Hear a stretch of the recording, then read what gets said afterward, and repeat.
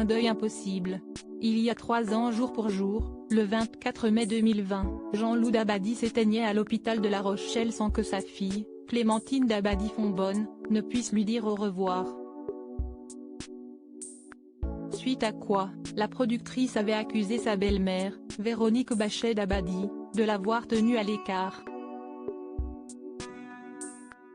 Mais ce n'est pas tout, la fille unique du parolier avait porté plainte pour abus de confiance, vol et recel. Une démarche sur laquelle elle était revenue le 18 mars dernier dans les colonnes de Gala, dévoilant au passage le coup bas cruel que lui aurait infligé la veuve de Jean-Loup Dabadi le jour de ses obsèques. Si jusque-là les deux femmes avaient de très bonnes relations, la situation s'est envenimée le jour des funérailles de l'académicien.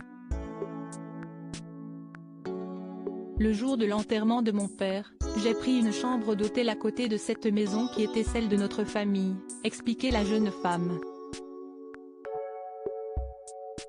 Et d'ajouter, il venait de terminer une adaptation d'un livre de Simenon, elle a refusé de me la faire lire.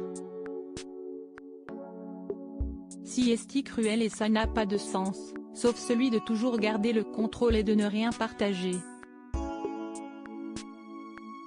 Droit d'auteur agence elle fait tout pour bloquer la situation dévastée, Clémentine Dabadi-Fonbonne, qui accusait sa belle-mère d'avoir volé l'héritage de son père, assure que cette dernière refuse de trouver un terrain d'entente.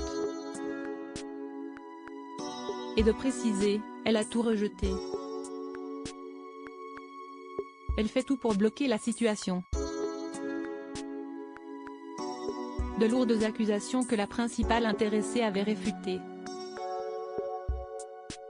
Ça m'a blessé, si est très choquant et ça décrit quelqu'un que je ne suis pas, une belle-mère malfaisante qui aurait manipulé Jean-Loup, et détourné des millions.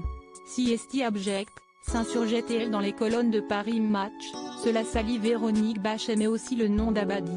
L'interview de Clémentine Dabadi-Fonbonne était à retrouver en intégralité dans le magazine Gala, en kiosque le jeudi 18 mars.